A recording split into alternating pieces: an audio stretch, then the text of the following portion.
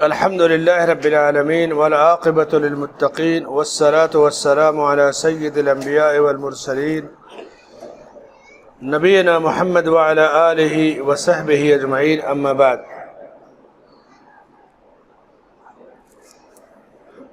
أعوذ بالله من الشيطان الرجيم. بسم الله الرحمن الرحيم. يقول الله جل وعلا في كتابه الكريم وآت ذا القربى حقه.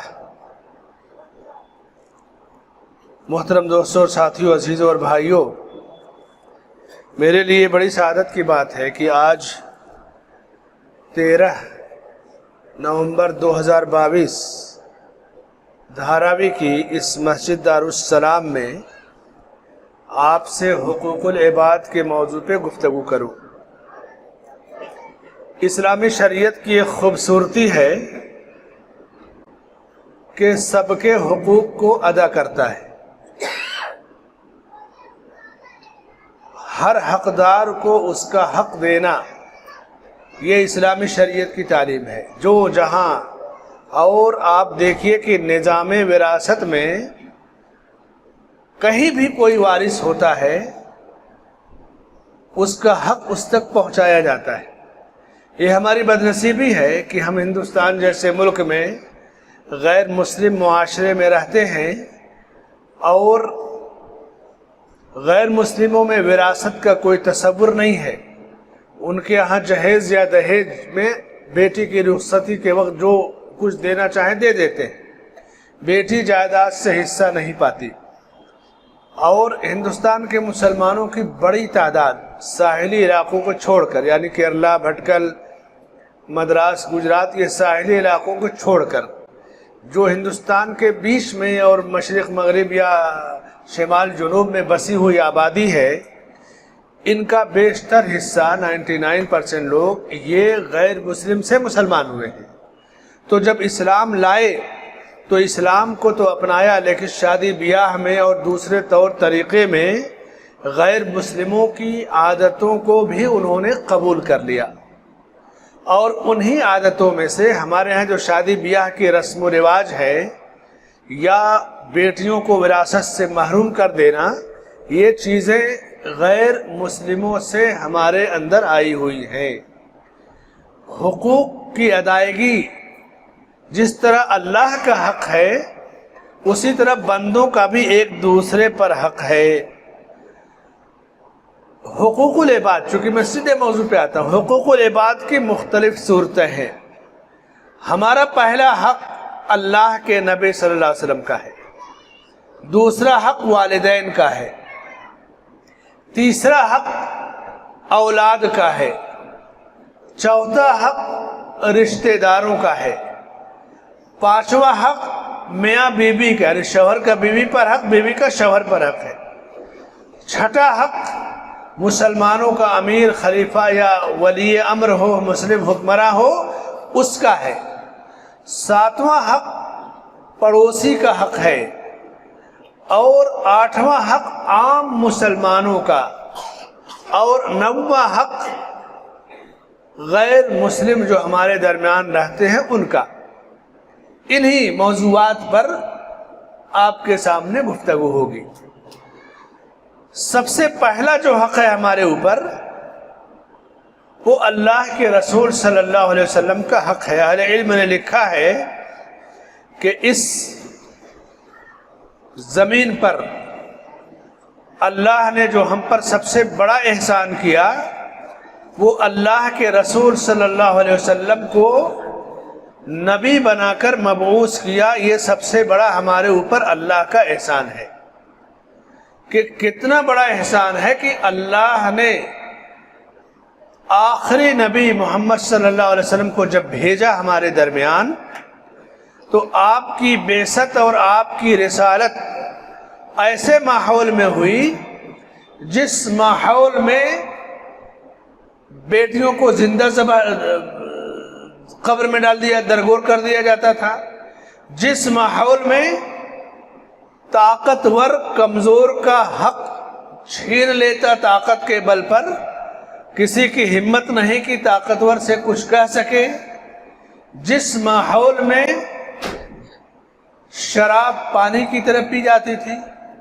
بدکاری یا برائی کے لیے برے لوگوں نے مکانوں پہ جھنڈے لگا رکھے تھے کہ یہاں آپ کی جنسی خواہشات پوری ہوں گی. برائی اور فساد کی کوئی شکل ایسی نہیں تھی جو اس وقت مکے کے اندر موجود نہ رہی ہو.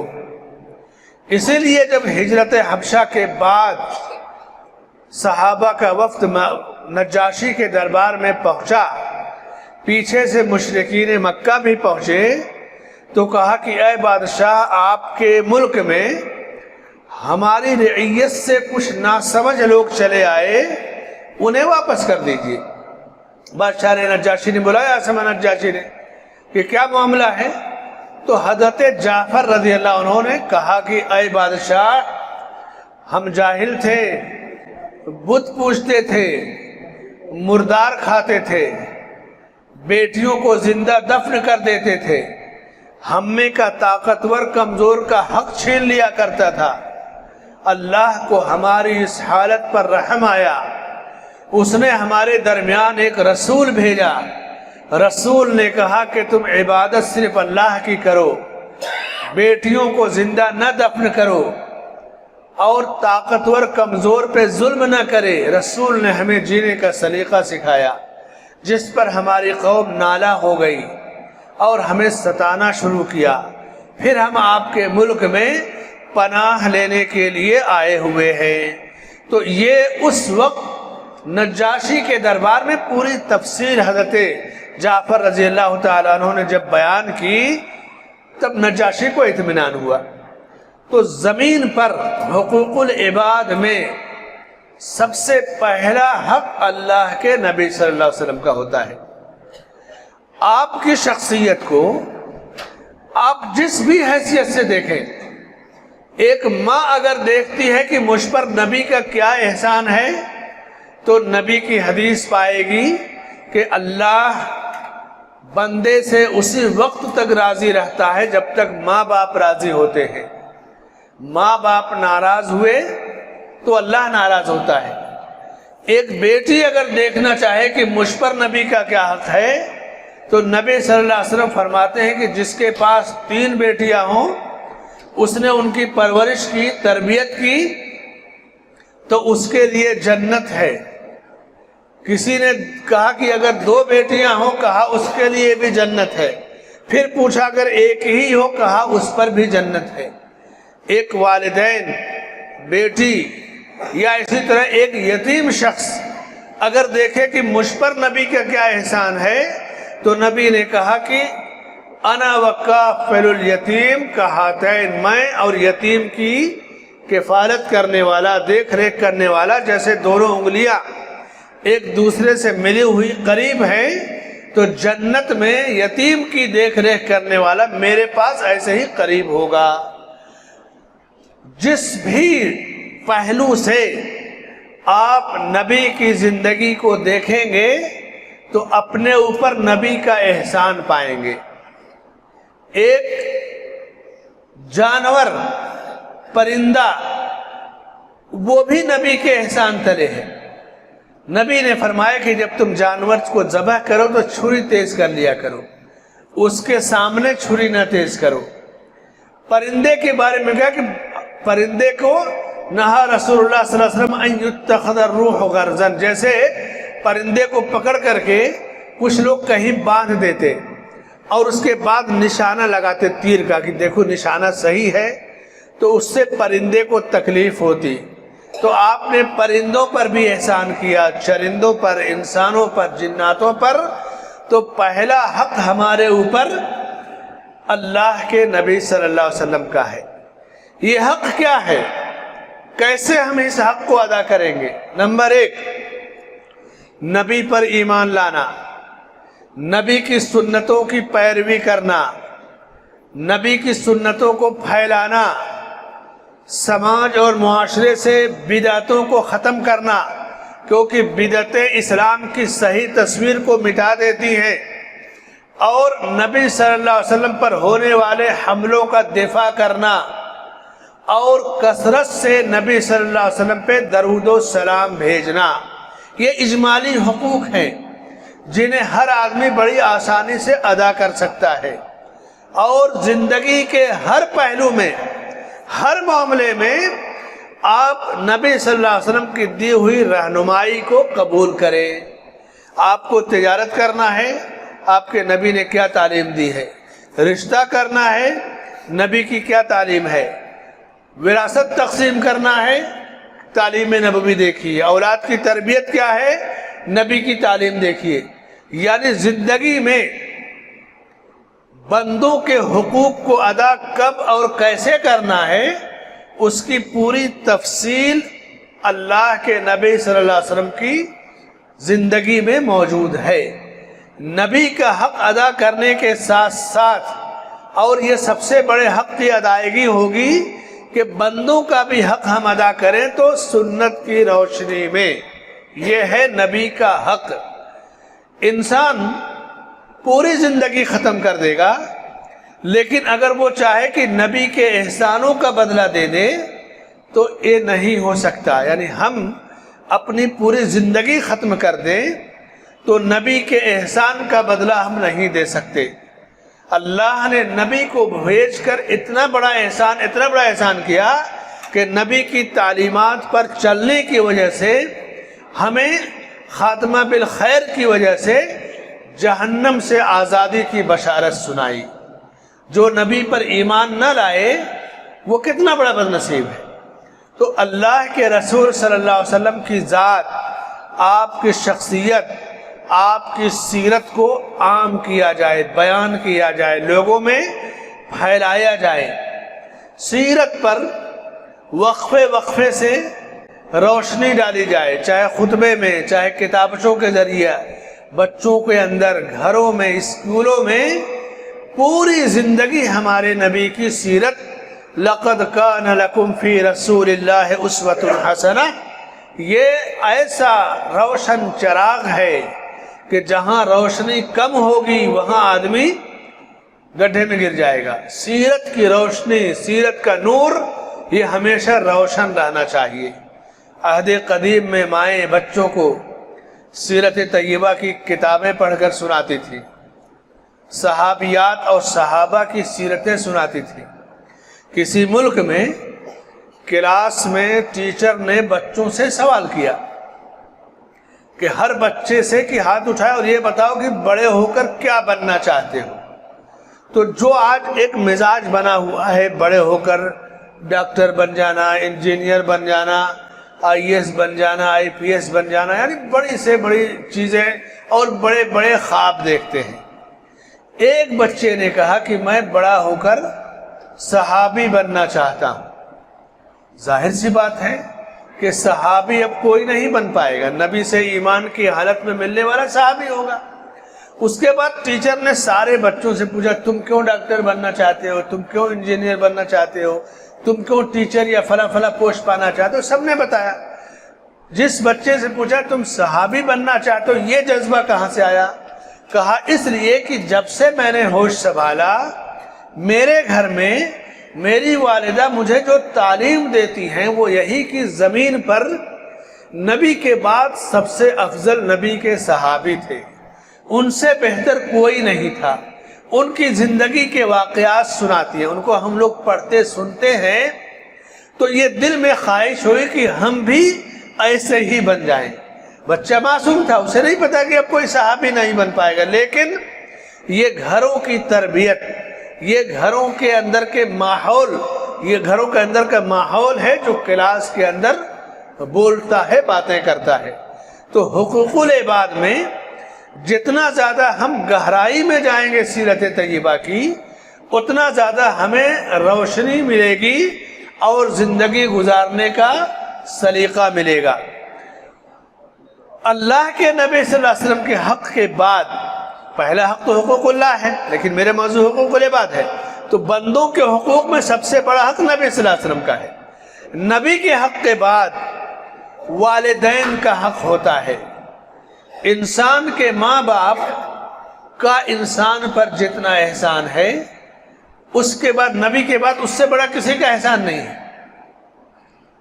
وَقَضَى رَبُّكَ أَلَّا تَعْبُدُوا إِلَّا إِيَّاهُ وَبِالْوَالِدَيْنِ إِحْسَانًا، تمہارے رب کا یہ فیصلہ ہے، یہ حکم ہے کہ عبادت اور بندگی صرف اللہ کی کرو، اور والدین کے ساتھ اچھا سلوک کرو۔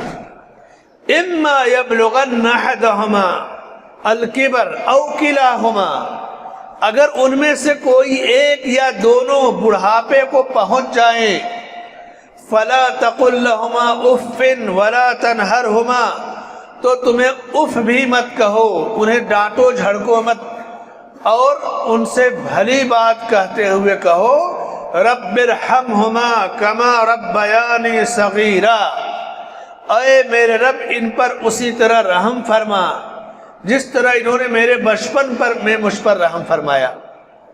والدین کا کتنا بڑا حق ہے، اللہ کے نبی صلی اللہ علیہ وسلم فرماتے کہ رضا الرب فی رضا الوالدین وسخطہ فی سخطہما، اللہ کی خوشنودی بندے کو اسی وقت ملے گی جب اس کے ماں باپ خوش رہیں گے، ماں باپ ناراض ہو جائیں گے تو پھر اللہ بھی ناراض ہو جائے گا۔ والدین کا حق کتنا بڑا ہے، امام بخاری نے اپنی کتاب الادب المفرد میں صحیح سند سے واقعہ نقل کیا کہ عبداللہ ابن عمر رضی اللہ عنہما نے ایک آدمی کو دیکھا کہ جو اپنی بوڑھی ماں کو اپنے کندھے پر بیٹھا کر کے کعبے کا طواف کر رہا ہے۔ آج جیسے ویل چیئر ہے، الیکٹرانک چیئر وغیرہ کی سہولت ہے حرم کے اندر، پہلے یہ سہولتیں نہیں تھیں، زیادہ سے زیادہ کسی چارپائی پہ بٹھا کے 2-3 آدمی لے کے طواف کرتے، 4 آدمی۔ اب اس نے کندھے پہ بٹھایا اور طواف کعبہ کر رہا ہے بوڑھی ماں کا۔ تو کہتے ہیں کہ اس نے جب کہا گیا نبی صلی اللہ علیہ وسلم سے کہ اس نے تو ماں کا حق ادا کر دیا، تو آپ نے کہا کہ اس نے ماں کا حق نہیں ادا کیا، نہ کر پائے گا۔ اس کو جننے میں ماں کو زچگی کے وقت جو تکلیف ہوئی، یہ کندھے پہ بٹھا کے طواف کرنے میں اس کا ایک حصہ بھی، یعنی 1.25 حصہ سے ایک حصہ بھی نہیں تکلیف ہے، یہ تکلیف نہیں اٹھا پا رہا ہے اتنی جتنی ماں نے اس کے لیے اٹھایا۔ ماں جتنی مشقت اولاد کو پالنے میں کرتی ہے، بیٹا خدمت میں اتنی مشقت اٹھا ہی نہیں سکتا۔ والد جتنی مشقت اولاد کی ضرورتوں کو پوری کرنے میں کرتے ہیں، بیٹا ان کو اتنا وہ بدلہ نہیں دے سکتا۔ اسی لیے والدین کا حق اللہ کے حق کے بعد، نبی کے حق کے بعد سب سے بڑا اور پہلا حق ہوتا ہے۔ ماں اور باپ کا حق اگر زندہ ہیں تو ان کی ضرورتیں پوری کی جائے، ان کی خدمت بجا لائی جائے۔ بعض علماء نے لکھا کہ والدین کو جھڑک دینا بھی نافرمانی میں ہے، یا ان کی مرضی کے خلاف کوئی کام کرنا یہ بھی والدین کی نافرمانی میں ہے۔ اور والدین کی نافرمانی کے بڑے بڑے خطرناک واقعات آپ سنتے ہوں گے۔ ماں باپ اگر دنیا سے رخصت ہو جائیں تو بھی ان کا حق ہمیں ادا کرنا ہے۔ حقوق العباد زندوں اور مردوں دونوں کا ہے۔ جیسے زندہ ہیں تو زندوں میں آپ ان کی خدمت کیجئے، دیکھ ریکھ کیجئے، بیمار ہیں دوا علاج کیجئے، اور ایسا نہیں کہ ان کی ضرورت پوری کر دیے تو ذمہ داری ختم۔ ان کو اپنے مشوروں میں شریک کیجئے، ان کی محبت اور دعائیں لیجئے۔ ایک عدالت میں، سعودیہ میں عدالت میں ایک آدمی نے، بوڑھے آدمی نے اپنے بیٹے کے خلاف مقدمہ دائر کیا کہ میرا بیٹا جو ہے مجھے مہینے میں 100 ہی ریال دے، 50 ریال دے، لیکن مجھے لا کر دے، اس لیے کہ وہ مجھ سے ملتا نہیں لا کے دیتا۔ لوگوں نے سمجھا، جج نے سمجھا کہ شاید اس کو ضرورت ہو۔ اس بوڑھے کی آمدنی بھی 20-25 ہزار ریال سے زیادہ تھی، بہت بڑی آمدنی تھی۔ بیٹے کے پیسوں کی اس کو ضرورت نہیں تھی، لیکن کہا میں اپنے بیٹے میں مقدمہ دائر کرتا ہوں، اس میں میرا حق ہے، وہ مجھے چاہیے۔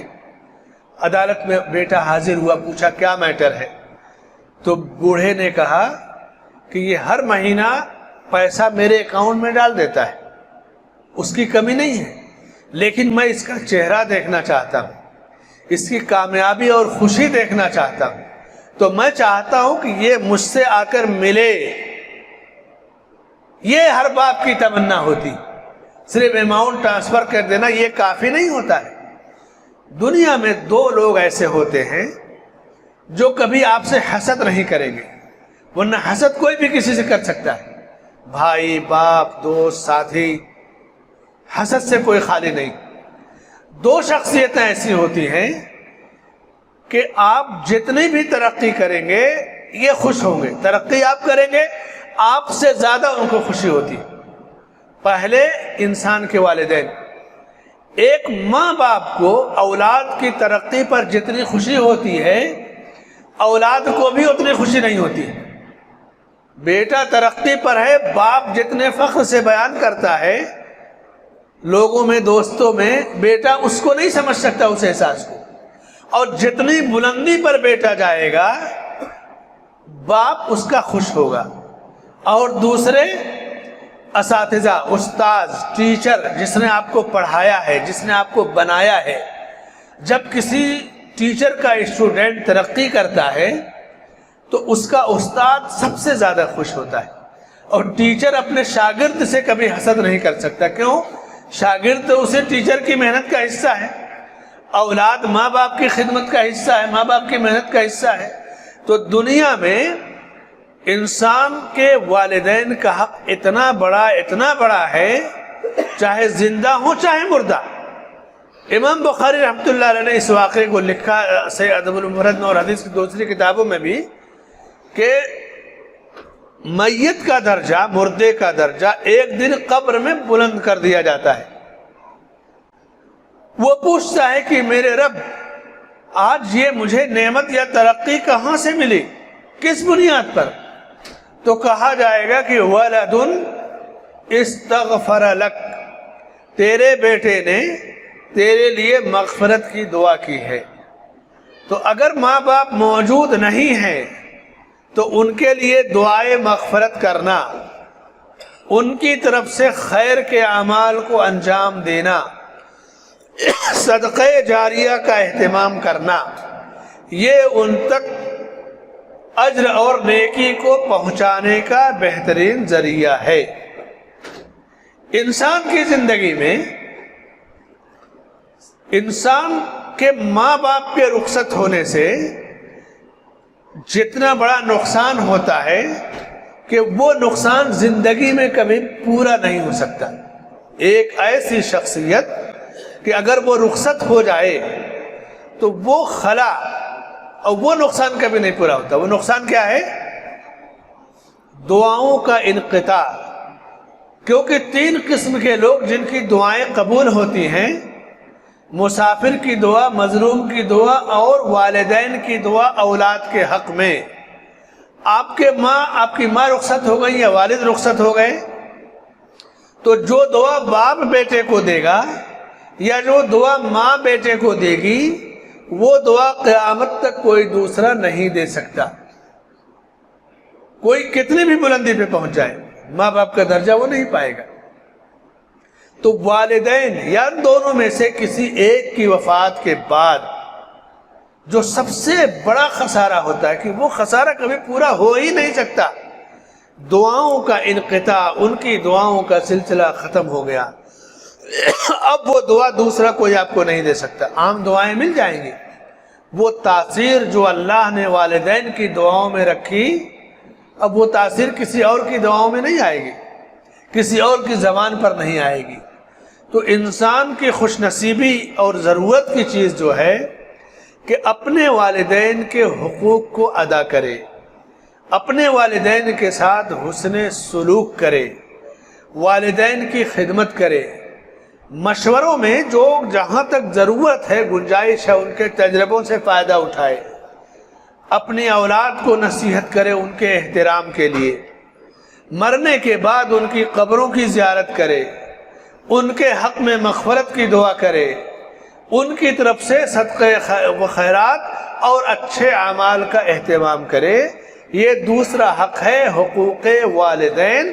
یہ پورا تفصیلی موضوع یعنی حقوق العباد میں ہر موضوع مستقل ایک موضوع ہے، ایک ایک گھنٹے کا کم سے کم گفتگو ہو سکتی ہے۔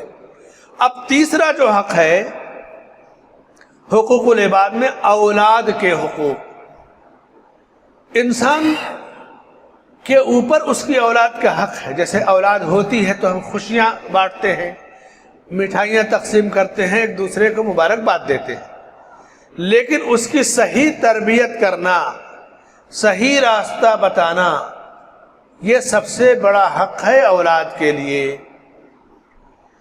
آج سب سے بڑی جو تباہی ہمارے سماج میں آئی ہوئی ہے وہ یہی کہ ہم اپنی اولاد کا حق نہیں ادا کرتے، اولاد کی طرف سے بندہ غافل ہے۔ سماج اور معاشرے میں آخر یہ نوجوان جو سڑکوں پر ہیں، جو برائیوں میں ملوث ہے، یا کسی کی اولاد ہی تو ہے، 12 بجے 1 بجے تک روڈ پر بیٹھے رہتے ہیں، گاڑیوں کی کٹنگ مارتے ہیں، آخر یہ کسی کے بچے ہی تو ہیں۔ ہر آدمی اگر اپنی اولاد کا حق ادا کرے، ان کی تربیت سے متعلق ذمہ داریاں پوری کرے، تو سماج پرسکون اور پرامن سماج رہے گا۔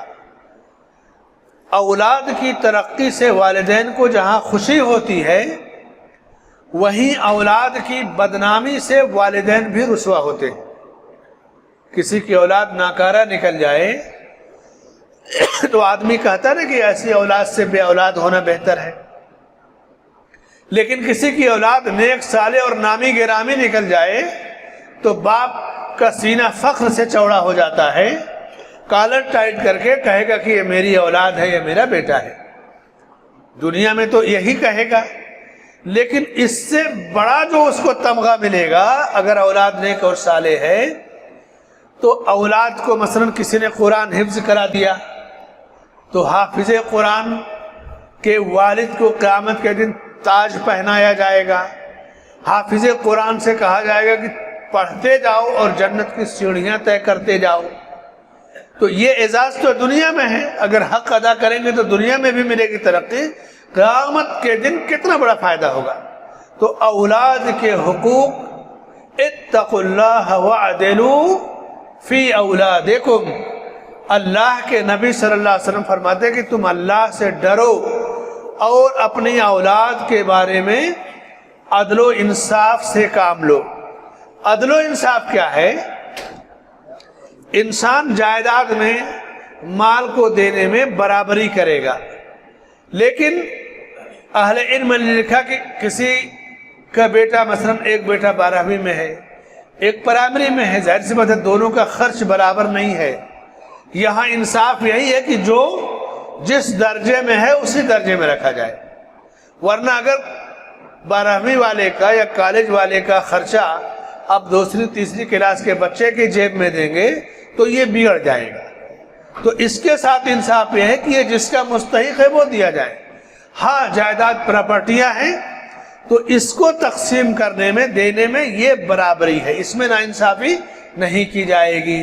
ایک صحابی رسول کو ان کی والدہ نے ایک غلام دیا خدمت کے لیے، نبی صلی اللہ علیہ وسلم کو گواہ بنانا چاہا تو آپ نے کہا کہ سارے بچوں کو دیا ہے یا صرف اسی کو؟ کہا نہیں صرف اسی کو۔ تو کہا نہیں، اللہ سے ڈرو اور اپنی اولاد کے درمیان عدل و انصاف کرو، سب کو غلام دو، میں ظلم یا جور یا جبر پہ گواہ نہیں بنتا۔ تو اولاد کے حقوق یہی ہے کہ اولاد کی صحیح تربیت کی جائے۔ اولاد کی تربیت کہاں سے شروع ہوتی ہے؟ تربیت کا وقت کہاں سے شروع ہوتا ہے؟ امام سعید ابن مسیب رحمہ اللہ تابعی ہے، ان کی طرف منسوب یہ قول ہے کہ ایک آدمی ان کے پاس آیا اور کہا کہ میں اپنے بیٹے کی صحیح اور اچھی تربیت کرنا چاہتا ہوں، میں کیا کیا کروں کہ میں اپنے اس بیٹے کی اچھی تربیت کروں؟ پوچھا کہ تمہارے بیٹے کی عمر کتنی ہے؟ کہا 4 مہینہ۔ تو سعید بن مسیب رحمہ اللہ نے کہا کہ تمہارے بیٹے کی تربیت کا وقت چلا گیا، نکل گیا۔ اس کو بڑی حیرت ہوئی کہ 4 مہینے میں کون سا وقت نکل گیا؟ اس نے سوچا کہ شاید یہ 4 سال سمجھ لیے ہوں گے۔ کہا میں 4 سال نہیں کروں، 4 مہینہ۔ کہا میں بھی سمجھ رہا ہوں کہ تم 4 مہینہ کرو، لیکن تربیت کا وقت نکل گیا۔ بڑا حیران ہوا کہ پھر وقت کہاں سے شروع ہوتا ہے؟ تو پوچھا بچے کی تربیت کا وقت کب سے شروع ہوتا ہے؟ کہا اولاد کی تربیت کا وقت رشتے کے انتخاب سے شروع ہوتا ہے۔ جب تم شادی کے لیے رشتہ تلاش کر رہے تھے تو وہی وقت تمہارے بچے کی تربیت کا ہے۔ اب جیسی ماں لائے ہو اس کی، جیسی تم بیوی لائے ہو، اس کا اثر اس کی زندگی پر ہوگا، اس کی چھاپ ہوگی۔ تو تربیت اولاد کا وقت انسان کا کب سے شروع ہوتا ہے؟ شادی کے لیے جب رشتہ تلاش کرتا ہے وہاں سے تربیت کا وقت شروع ہوتا ہے۔ ہمارے یہاں کب سے شروع ہوتا ہے؟ 10-12 سال کے ہو جائیں گے تو کہیں گے ابھی تو بچے ہیں، 15 سال کے ہوں گے کہیں گے بچے ہیں، 20 سال کے ہوں گے تو کہیں گے بچے۔ یہی ہوتا ہے نا، ہم اپنی اولاد کی تربیت سے غافل ہیں۔ اولاد کی تربیت کا صحیح وقت، ان کے ساتھ حسن سلوک، ان کی ذمہ داریوں کو تقسیم کرنا، ان کے اندر دینی ماحول پیدا کرنا، بنانا۔ ماضی میں آپ میں سے جن کی عمریں 50 سال 60 سال ہوں گی جانتے ہوں گے کہ مکتب کا جو نظام تعلیم تھا دیہاتوں میں، مسجدوں کا مکتب یا گاؤں کا مکتب، اور گاؤں کی دینیات اور اسلامک چیزیں، وہ بنیادیں اتنی مضبوط اور ٹھوس ہوتی تھی کہ آدمی بڑا بھی ہو جاتا تو وہ کہیں ہلتا نہیں، کہیں بہکتا نہیں تھا۔ آج جو تعلیم کا نظام ہے پچھلے 20 25 30 سالوں سے، کنورٹ اسکولوں میں یا ترقی کے نام پہ کرسچین اسکولوں میں، یا ایسے اسکول جس میں مسلم غیر مسلم سارے مذاہب کے لوگ پڑھتے ہوں، اب ہم نے اپنے بچوں کو اعلیٰ تعلیم کے لیے ان اسکولوں میں داخل کیا تو اب ہماری تربیت کی ذمہ داری اور زیادہ بڑھ جاتی ہے، کیونکہ پہلے اتنا اطمینان تھا کہ مسجد یا مکتب میں بچہ ہے، جو کچھ ملے گا درست ملے گا، لیکن اب آپ خطرے کے دہانے پر ہیں۔ ترقی کے نام پر ایسی جگہ آپ نے بچپن میں ڈالا کہ اس کے اندر سے سب سے پہلے دینی غیرت ختم ہو جاتی ہے۔ کرسچین اسکول میں عیسیٰ علیہ السلام کا مجسمہ ہے، اولاد وہاں پہنچے گی تو سامنے اس تصویر کو پائے گی۔ غیر مسلم اسکولوں میں جہاں بدھسٹ ہے یا ہندو ہیں تو بڑی بڑی مورتیاں ہیں، اولاد کے دماغ میں بچپن سے وہ چیزیں بیٹھتی ہیں۔ 1990 میں یا 95 میں 2000 سے پہلے عیسائیوں کے رہنما پوپ ہوتا ہے ان کا، جان پاپ پول کا سب سے بڑا رہنما، اس نے عیسائی مشینریوں کی میٹنگ منعقد کی۔ دنیا میں عیسائی مشینریاں 3200 ہیں، 3200 عیسائی مشینری ہیں، اور ہر مشینری میں کتنی تعداد کے لوگ ہوں گے آپ جانتے ہوں گے، اور کئی لاکھ عیسائی مبلغین ہیں جو دنیا میں پھیل کر کے عیسائیت کو پہنچا رہے ہیں۔ 5200 زبانوں میں بائبل کا ترجمہ کر کے چھاپ کر پھیلا چکے ہیں۔ یہ معمولی چیز نہیں ہے، 5200 زبانوں میں۔ اور جب یہ چیلنج پیش کیا تھا عیسائیوں نے کہ ہم دنیا کی ساری زبانوں میں عیسائیت اور بائبل کو پھیلائیں گے، تو دنیا کے 55-56 مسلم ملکوں میں سعودی عرب ایک واحد ملک تھا، اللہ تعالیٰ اسے سلامت رکھے، خادم الحرمین ملک فہد رحمۃ اللہ علیہ بایات تھے، انہوں نے کہا کہ ہم دنیا کی ساری زبانوں میں قرآن کا ترجمہ پھیلائیں گے، یہ تو کتاب حق ہے۔ اور اس کے بعد مدینے میں حرم کے سامنے یہ جو قرآن اکیڈمی قائم کی، اور اس کے بعد دنیا کی ساری زبانوں میں قرآن کو چھاپا پھیلایا۔ ایک بہت بڑا چیلنج اور مشن تھا، اور باقی تھا اور جاری ہے۔ عیسائی جو رہنما ہے اس نے اپنے مبلغین اور مشینریوں کے ذمہ داروں کی میٹنگ منعقد کی، اور ان سے زمینی معلومات لی کہ ہماری محنت کا کتنا فائدہ ہو رہا ہے، ہم جو پیسے خرچ کریں اس کا کیا نتیجہ نکل رہا ہے۔ تو مبلغین نے کہا کہ اس کا نتیجہ تو بڑا اچھا نہیں ہے، اس لیے کہ ہمارے ہاسپٹلوں سے مسلمان فائدہ اٹھاتے ہیں، اسکولوں سے مسلمان فائدہ اٹھاتے ہیں، ہماری کمیونٹی کم فائدہ اٹھاتی ہے۔ تو عیسائی جو ان کا پوپ ہے اس نے کہا یہ بتاؤ کہ ہمارے اسکولوں میں جو بچے پڑھتے ہیں وہ زیادہ تر بچے کن کے ہیں؟ کہا زیادہ تر بچے مسلمانوں کے پڑھتے ہیں. تو کہا خوش ہو جاؤ، یہ بچے جس دن سے تمہارے اسکول میں آ گئے یہ اب تمہارے بچے ہیں، ان کے ذہن و دماغ میں اپنی چھاپ ڈالو، اپنی جو ہے چیزوں کو بھرو. یہ تو بہت خوش نصیبی ہے کہ مسلمانوں نے اپنے بچوں کو تمہارے حوالے کر دیا. سمجھ رہے ہیں میرے بھائی اور دوستو؟ اعلیٰ تعلیم کے نام پر جو زہر بھرا جاتا ہے، یہ سب سے بڑا حق ہے والدین کا کہ اولاد کی تربیت کے باب میں آپ علم حاصل کیجئے. یہ فتویٰ نہیں دیا جائے گا کہ فلاں جگہ پڑھاؤ فلاں جگہ نہیں. اپنی اولاد کے حق سے آپ غافل مت رہیے، اپنی اولاد کا حق مکمل طور سے ادا کیجئے. الا کلکم راع وکلکم مسئول عن رعیتہ. اللہ کے نبی صلی اللہ علیہ وسلم فرماتے ہیں کہ سنو، تم میں کا ہر ایک چرواہا اور نگراں ہے، اور اس سے اس کی نگرانی اور رعیت کے بارے میں سوال کیا جائے گا. آدمی اپنے گھر کے بارے میں پوچھا جائے گا، عورت سے اس کے گھر کے بارے میں پوچھا جائے گا. تو تیسرا جو بڑا حق ہے ہمارا ہماری اولاد پر ہے کہ ہم ان کی تعلیم کا، تربیت کا، اسلامی عقیدے کی صحت و سلامتی کا خصوصی خیال رکھیں.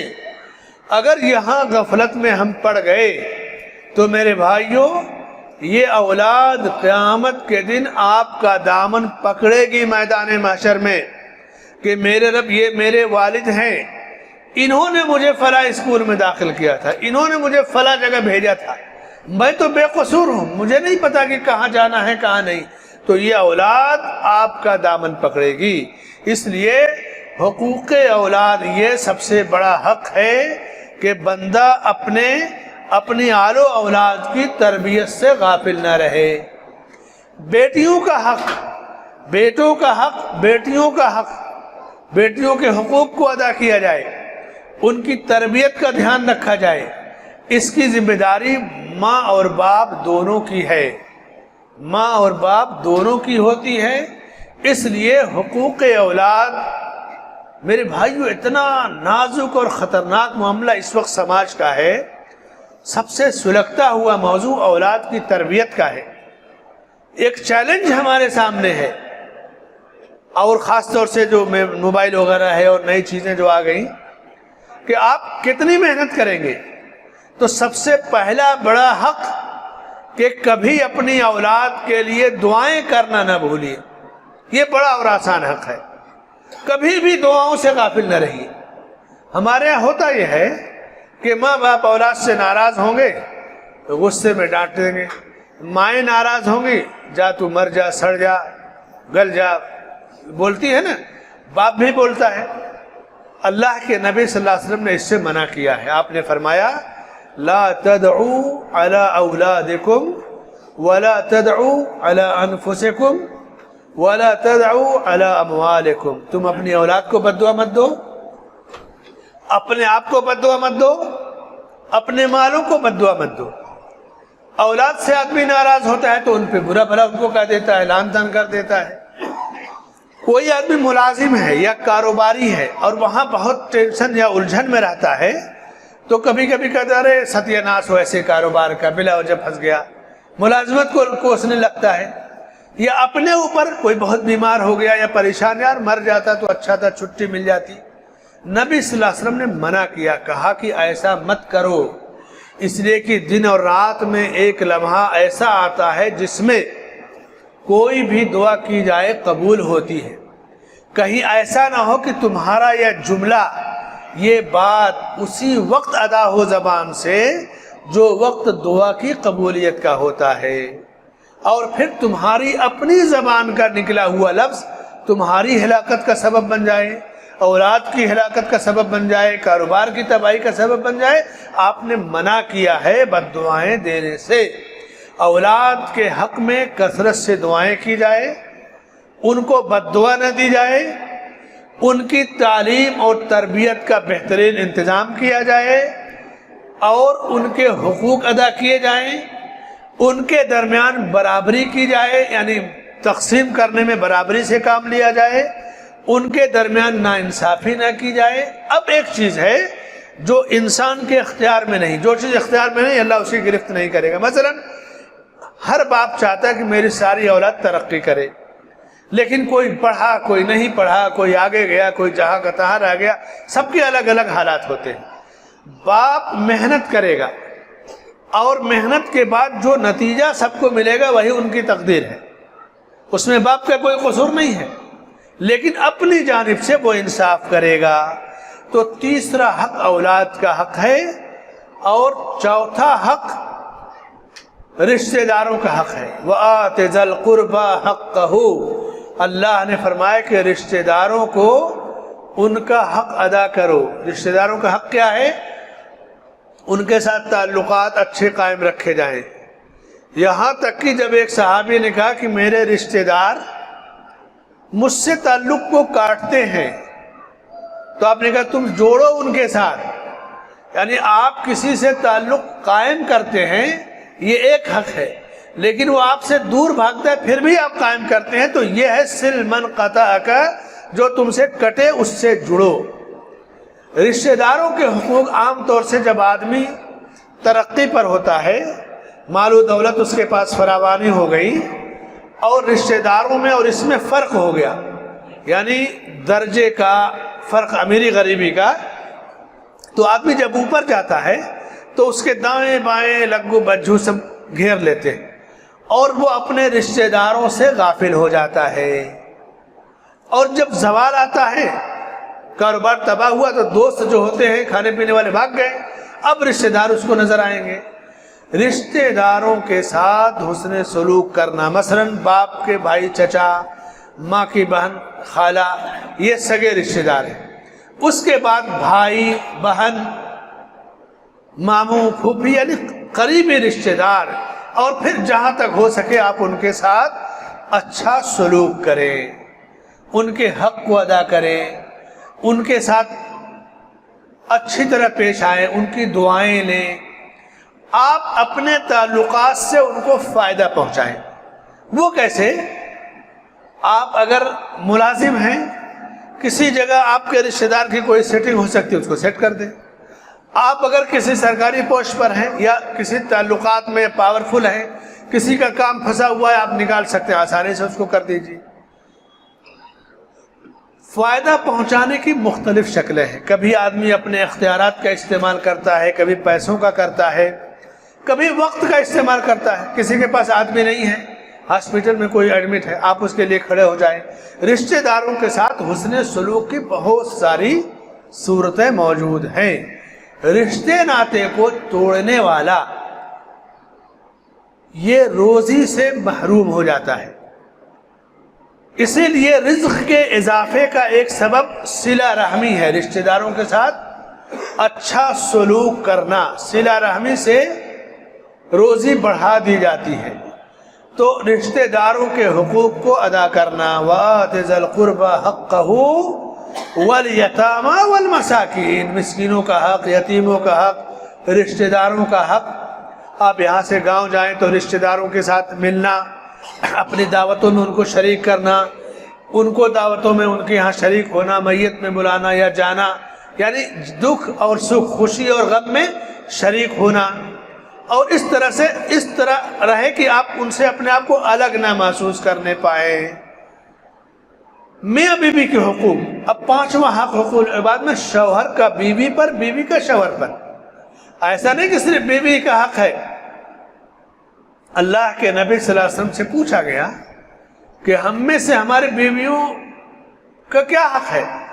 کہا تم کھاؤ تو انہیں بھی کھلاؤ، پہنو تو انہیں بھی پہناؤ، ان کو تم اللہ کے کلمے کے ذریعے لائے ہو حلال کر کے، تو ان کی ضرورتیں پوری کرو، اور ان پر تمہارا حق یہ ہے کہ وہ تمہاری اطاعت کریں، تمہاری عزت و آبرو کی، تمہارے گھر کی، تمہارے بچوں کی نگہداشت کریں۔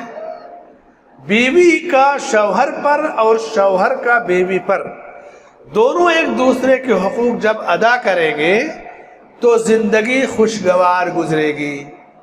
جس طرح اس زمین پر اللہ نے جو سب سے بڑا احسان نبی صلی اللہ علیہ وسلم کو رسول بنا کر کیا، اسی طرح ہر انسان کے اوپر اللہ کا جو فردن سب سے بڑا احسان ہے وہ یہ ہے کہ انسان کو اللہ تعالیٰ نیک اور صالح بیوی عطا کرے۔ الدنیا کلھا متاع وخیر متاع الدنیا المرأة الصالحہ۔ اللہ کے نبی صلی اللہ علیہ وسلم فرماتے ہیں دنیا پوری کی پوری ایک پونجی ہے، فائدہ اٹھانے کی چیز ہے، اور دنیا کی بہترین پونجی اور بہترین سامان نیک اور صالح عورت ہے۔ انسان کی سب سے بڑی خوش نصیبی اور انفرادی طور پر بندے پر سب سے بڑا کرم جو اس کے رب کا ہوتا ہے کہ اسے نیک اور صالح بیوی عطا کرتا ہے، اس کے بعد پھر نیک اور صالح اولاد ملتی ہے۔ تو میاں بیوی کے حقوق کی لذت اسی وقت ملے گی یا یہ فریضہ اسی وقت ادا ہوگا جب آدمی ایک دوسرے کے حقوق کو ادا کرے گا۔ اذا صلت المرأة خمسها وصامت شہرها وحسنت فرجها، جب کوئی عورت 5 وقت کی نماز پڑھے، رمضان کے روزے رکھے، شرمگاہ کی حفاظت کرے اور اپنے شوہر کی اطاعت کرے، تو اس سے کہا جائے گا کہ جنت کے جس دروازے سے چاہو تم جنت میں داخل ہو جاؤ۔ صحیح بخاری کی مشہور روایت ہے، خاص طور سے عورتوں سے متعلق، اللہ کے نبی صلی اللہ علیہ وسلم فرماتے ہیں کہ جنت کا دروازہ سب سے پہلے میرے لیے کھولا جائے گا۔ میں جنت میں جانا چاہوں گا، میرے بغل میں ایک عورت آ کر کھڑی ہو جائے گی، میرے بعد وہ جنت میں جانا چاہے گی، میں اس سے پوچھوں گا کہ تم کون ہو، یہ اونچا مقام تم کو کیسے ملا؟ یہ بہت بڑی چیز ہے نا۔ دنیا کی آبادی اس وقت 7 ارب ہو گئی، ہفتہ 10 دن 15 دن میں 8 ارب ہو جائے گی دنیا کی آبادی، اس وقت دنیا کی آبادی ہے۔ اب دنیا جب سے بنی ہے جب تک رہے گی پتہ نہیں کتنے ارب آبادی رہے گی، اور اس میں نبی کے بعد ایک عورت جنت میں جائے، یہ معمولی بات ہے؟ کتنا بڑا اعزاز ہے۔ نبی صلی اللہ علیہ وسلم پوچھتے ہیں کہ میں اس سے پوچھوں گا تم کون ہو، تمہیں یہ مقام کیسے ملا؟ تو وہ کہے گے کہ میں وہ بیوہ عورت ہوں جس نے شوہر کی وفات کے بعد شوہر کے چھوڑے ہوئے بچوں کی تربیت میں نے کی، ان کی پرورش کی، اللہ نے مجھے اس کے بدلے مقام دیا ہے۔ تو اولاد کی تربیت جب والدین زندہ ہوتے ہیں تو الگ انداز میں ہوتا ہے، کبھی کبھی ماں مر گئی، باپ نے انتظام کیا، یا باپ مر گیا تو بیویاں کتنی مشقت اٹھا کے اولاد کی تربیت کرتی ہیں، اور ساری قسم کے لوگ ہمارے سماج میں پائے جاتے ہیں، لیکن شریعت کسی کے انعام سے غافل نہیں ہے۔ کتنا بڑا اعزاز اس عورت کو ملے گا جو شوہر کی وفات کے بعد اس کے چھوڑے ہوئے بچوں کی تربیت کرے۔ تو تربیت اولاد کا جو موضوع ہے، رشتہ داروں کا یا میاں بیوی کے حقوق کو ادا کرنے کا، اتنا پیارا موضوع ہے۔ آپ کو ایک واقعہ بتاؤں، سعودی عرب کے ایک شہر میں ایک عرب نے، سعودی نے ایک شادی سعودیہ میں کیا، اس نے فلپین میں کیا۔ فلپین ایک ملک ہے، فلپین گیا، شادی کیا، اور اس کے بعد فلپین میں جو بیوی تھی اس کو وہیں چھوڑ دیا، فلپین میں کبھی لے آیا کبھی چھوڑ دیا۔ مرنے کے بعد جب ترکہ تقسیم ہوا، وراثت، تو وہاں وراثت ایسا نہیں کہ تم اتنا لے لو اتنا لے لو، پوری جائیداد کی فہرست عدالت میں قاضی کو دی جاتی ہے، اور قاضی اس کی شرعی تقسیم کرے گا، سارے رشتہ داروں کی لسٹ منگائے گا، پراپرٹی کی تفصیل منگوائے گا، اور کس کو کتنا ملتا ہے وہ دے دے گا۔ تو یہ ہوا کہ ایک بیوی اس کی فلسطین وہاں فلپین میں ہے، کہا اسے بلاؤ، بلایا گیا، اور اس کے بعد سب کو اس کی وراثت دی گئی۔ فلپین والی بیوی کو اس کے حصے میں تقریباً 60 ملین ریال اس کے حصے میں آیا۔ 60 ملین، 1 ملین کا 10 लाख का 1 करोड़ होता है आजकल, और 10 लाख में 1 मिलियन होता है। अब आप सोच लीजिए कि 60 लाख में कितने, 60 मिलियन में कितनी बड़ी रकम हो गई उसकी। उसने दिया और वो लेकर फिलीपीन चली गई।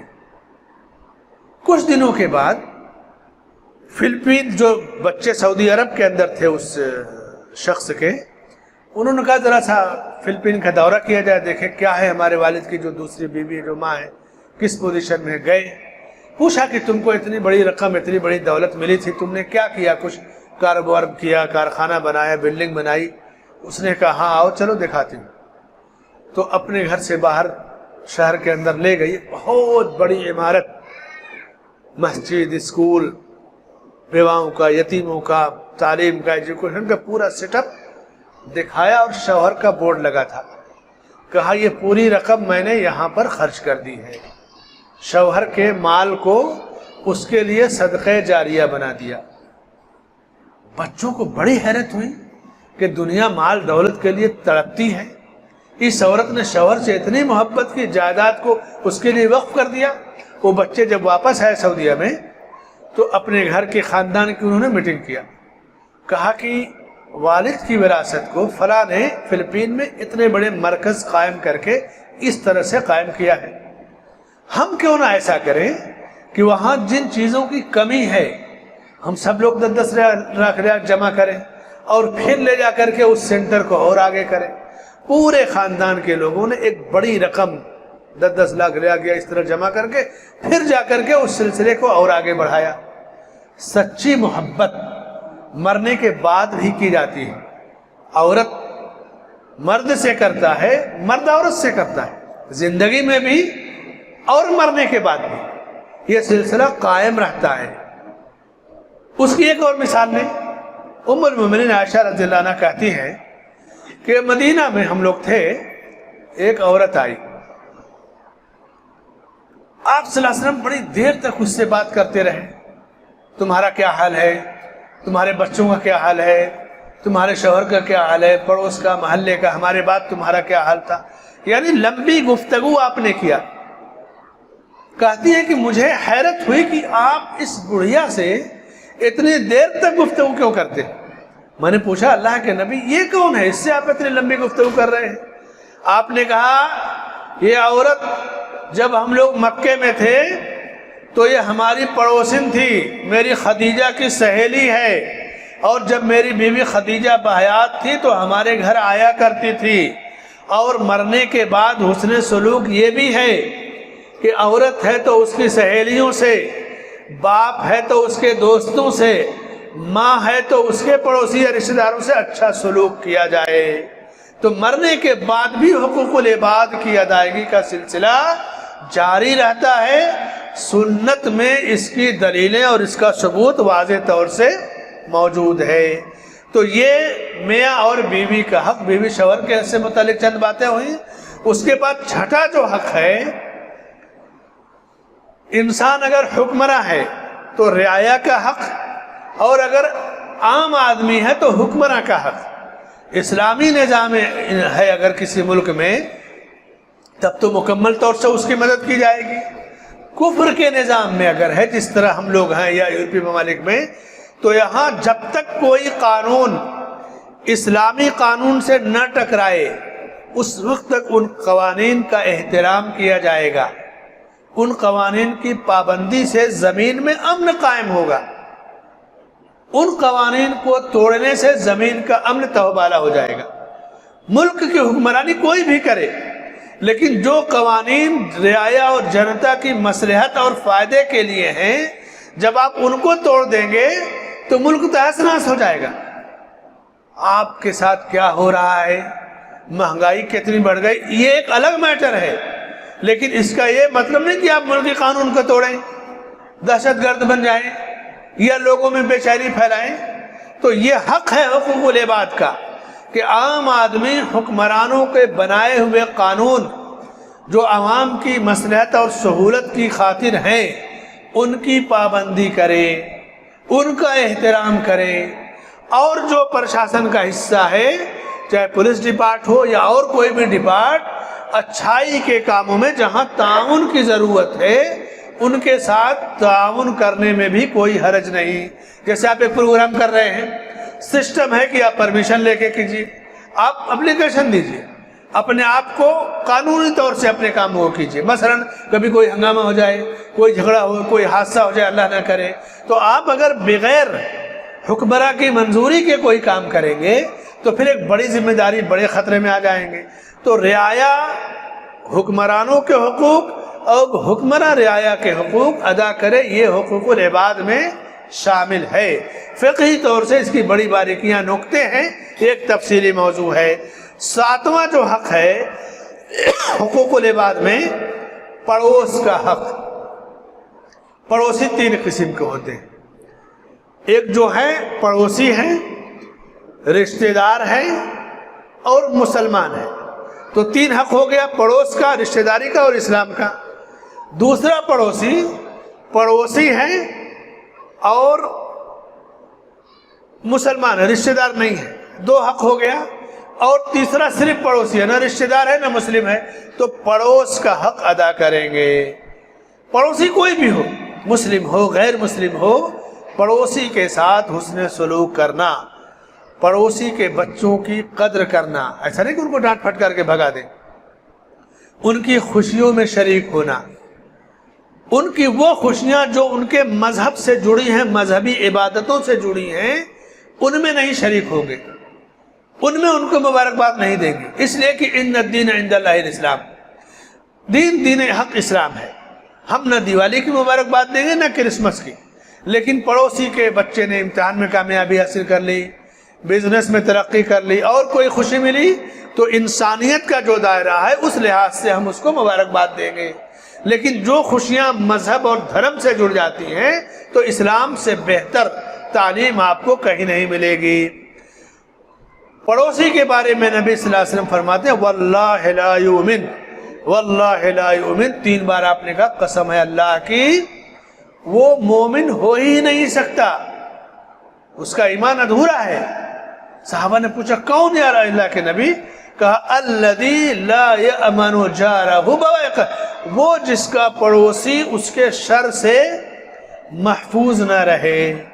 تو پڑوسی کے ساتھ حسن سلوک کرنا, بڑی مشہور حدیث بخاری کی آپ بار بار سنتے ہوں گے.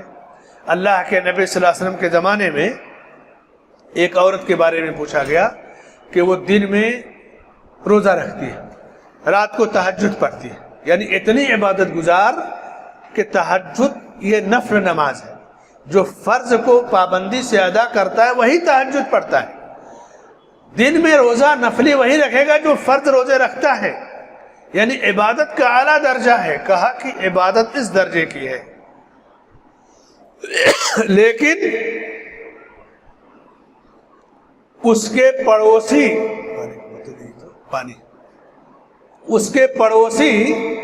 اس کے شر سے محفوظ نہیں ہے.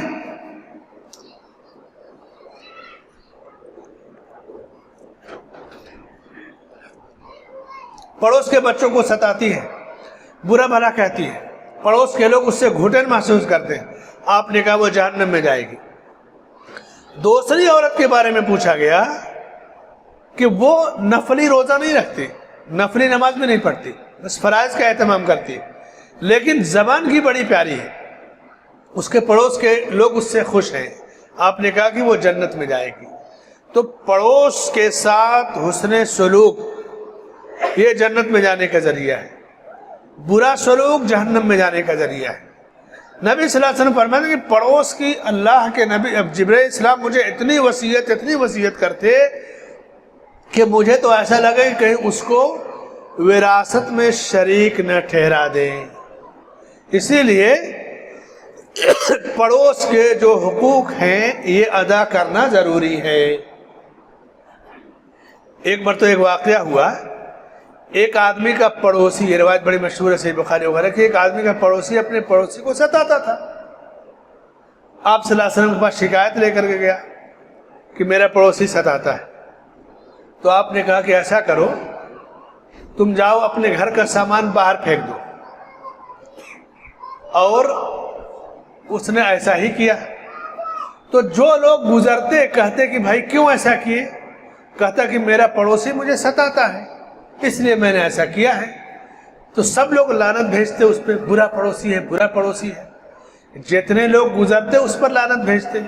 تو پڑوسی نے یہ بات سنی تو کہا کہ بھائی اپنا سامان اندر لے چلو، اب آج سے تمہیں نہیں ستاؤں گا، لعنت سے بچنے کے لیے۔ یہ اس زمانے کے پڑوسی تھے۔ آج اگر کوئی اپنا سامان پھینک دے گا تو تھوڑی دیر میں پورا سامان غائب ہو جائے گا، کیا خیال ہے؟ تو اس لیے ضروری نہیں کہ ہر چیز ہر ماحول میں دہرائی جائے، لیکن کہیں ایسے حالات ہو، باغیرت پڑوسی ہو، باعزت ہو، کہ اس کو آر دلانے سے آر آئے تو یہ ہر بار اپنایا جا سکتا ہے۔ لیکن اگر کوئی پڑوسی چور ڈاکو ہو تو اور موقع پا جائے گا کہ میں نے روڈ پر یہ چیزیں پائی ہیں۔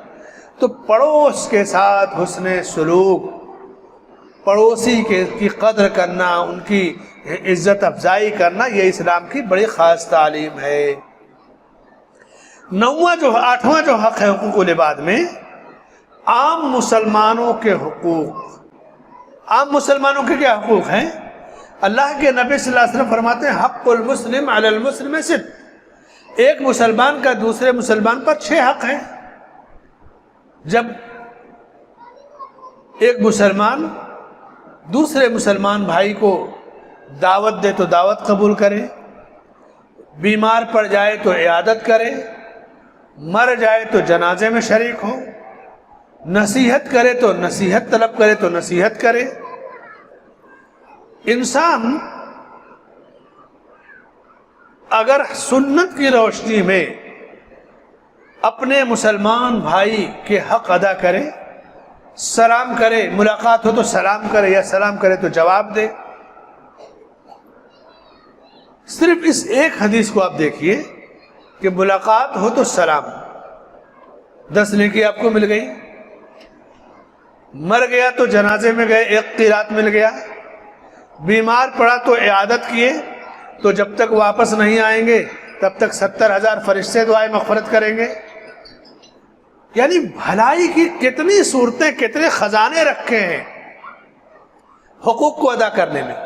ایک مسلمان دوسرے مسلمان کے حق کو ادا کرتا ہے تو حقوق العباد میں نصیحت جب کوئی طلب کرے کہ بھائی مجھے کچھ سمجھائیے، نصیحت کیجئے، تو نصیحت کو قبول بھی کرنا چاہیے، نصیحت کرنا چاہیے۔ دعوت دے تو دعوت کو قبول کر لے۔ دعوت 2 طرح کی ہوتی ہیں، بعض دعوتیں فخر یا غرور کی ہوتی ہیں، تو فخریہ دعوتوں کی ضرورت نہیں، جہاں غرور، گھمنڈ ہو، منکر ہو، شریعت کے خلاف کام ہو، تو یہاں اگر آپ نے دعوت ٹھکرا دیا یا دعوت کے اندر سے اٹھ کر چلے آئے تو بھی کوئی گنہگار نہیں ہوگی۔ لیکن عام دعوت جہاں منکر نہ ہو، برائیاں نہ ہو، وہاں اسے قبول کرنا چاہیے۔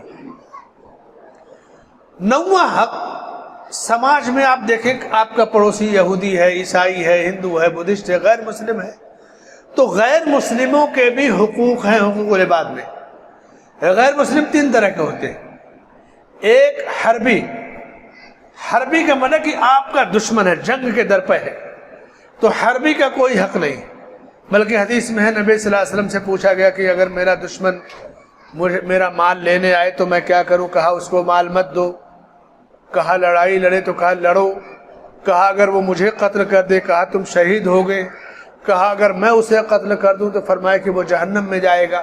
یعنی آدمی اپنا دفاع کرے، بزدل بن کر نہ رہے، عزت کو بچانے میں، مال کو بچانے میں، جان کو بچانے میں اپنا دفاع کرنے کا شریعت نے بھی حق دیا ہے، اور دنیا کے تمام ملکوں کے قانون میں بھی یہ حق ہے کہ آپ پہل کسی پر نہ کریں، لیکن آپ کو ڈیفنس کا پورا حق ہے، جس طرح چاہے آپ کریں۔ دوسرا جو غیر مسلم ہے، یہ تو حربی کا کوئی حق نہیں۔ دوسرا ذمی۔ ذمی کیا ہوتا ہے؟ مسلمان حکومت ہوتی ہے، مسلمان حکمراں ہوتے ہیں، اور مسلمانوں کی حکمرانی میں کچھ غیر مسلم ہیں، تو مسلمان حکمراں ان کے ساتھ معاہدہ کرتا ہے کہ تم ٹیکس دو گے ہم تمہاری حفاظت کریں گے، تو یہ مسلمان حاکم کی ذمہ داری ہے کہ ان ذمیوں کی حفاظت کرے۔ فلسطین فتح ہوا، ذمی تھے، عمر رضی اللہ عنہ نے ان کی حفاظت کی اور جو ہے عہد و پیمان کیا۔ ایک حق تیسرا جو غیر مسلم ہوتا ہے مستامن، امن طلب کرنے کے لیے آیا ہے کہ بھائی مجھے بچا لو، میں کوئی فتنہ فساد نہیں پھیلاؤں گا، تو اس کی بھی آپ حفاظت کریں گے۔ اور چوتھا اسی سے ملتا جلتا ایک غیر مسلم ہوتا ہے معاہد، کہ ایک معاہدے اور ایگریمنٹ کے تحت آپ کے ملک میں آتا ہے۔ جیسے اسلامی ملکوں میں، خلیجی ملکوں میں غیر مسلم بھی جاتے ہیں، وہ معاہدے کے تحت کہ یہ ہمارا ایگریمنٹ ہے، اتنا کام کریں گے اور اس طرح سے ہم ایگریمنٹ پورا کر کے چلے جائیں گے۔ تو معاہدے کے تحت کوئی غیر مسلم رہتا ہے تو اس کی حفاظت بھی مسلمان حکمراں کی ذمہ داری ہے۔ سن 1994 یا 95 میں سعودی عرب کے شہر خبر میں جو پہلا بم دھماکہ ہوا، جس میں کچھ امریکن شہری مارے گئے تھے اور دوسرے بھی شہری جو دھماکے میں مر گئے تھے، تو عوام کا جو جاہل طبقہ ہے وہ تو خوش ہو گیا کہ ٹھیک ہے امریکی مارا گیا۔ عرب علماء نے فوراً آ کر کے، اس وقت یہ سوشل میڈیا نہیں آیا تھا لیکن چینل تھے اور ریڈیو پہ یہ بیان دیا کہ لوگو کیا تم نبی کی حدیث نہیں جانتے؟ اللہ کے نبی صلی اللہ علیہ وسلم فرماتے کہ من قتل معاہدا لم یرح رائحۃ الجنہ، جس نے کسی معاہد کو قتل کیا، یعنی غیر مسلم ایک معاہدہ اور ایگریمنٹ کے تحت آپ کے پاس رہ رہا ہے اور معاہدے کے باوجود قتل کر دیا، تو ایسا شخص جنت کی خوشبو نہیں پائے گا، اور جنت کی خوشبو 100 سال کی دوری سے پائی جاتی ہے۔ تو معاہدے کے تحت رہنے والے غیر مسلم کی بھی حفاظت کی جائے گی، یہ حقوق العباد میں شامل ہے۔ چونکہ جب لوگوں کو نہیں پتا ہوتا ہے قاعدے کا، قانون کا، شریعت کی باریکیوں کا، تو اس طرح کہیں بم پھٹ گیا، کہیں جو ہے اور کوئی حادثہ ہو گیا تو کہیں گے چلو وہ فلاں مر گیا فلاں۔ نہیں میرے بھائیو، آپ دیکھیں کہ اصل جو حربی ہے، جو جنگ کے لیے آمنے سامنے ہے، اس کی نوعیت الگ ہے۔ باقی جتنے غیر مسلم ہیں، چاہے معاہدے کے تحت رہیں، چاہے امن طلب کر کے رہیں، چاہے ٹیکس دے کر کے رہیں، آپ ان کی حفاظت کریں گے۔ یہ حقوق العباد ہے۔ ہماری شریعت کا دامن بڑا وسیع ہے، بڑا پیارا ہے۔ یہ خوبیاں اسلام کی حقوق العباد کی بندوں میں پھیلانی چاہیے، عام کرنی چاہیے۔ یہ حقوق العباد موضوع کی مختصراً جو ہے چند پوائنٹ لے کر کے الگ الگ انداز میں مختصراً سب کی وضاحت تھی۔ اللہ سے یہی دعا ہے کہ اللہ تعالی ہمیں حقوق العباد کی ادائیگی کی توفیق عطا فرمائے، ایک دوسرے کے حق کی ادائیگی کی توفیق عطا فرمائے، ہر قسم کے شر، فساد، فتنے سے ہماری حفاظت فرمائے، اور دنیا میں جب تک زندہ رکھے اسلام کی خوبیوں پہ قائم رکھے، اور اسلام کی یہ خوبیاں غیر مسلموں تک ہمیں پہنچانے کی توفیق عطا فرمائے۔ آمین۔ وصلی اللہ علی نبینا محمد وعلی آلہ وصحبہ اجمعین۔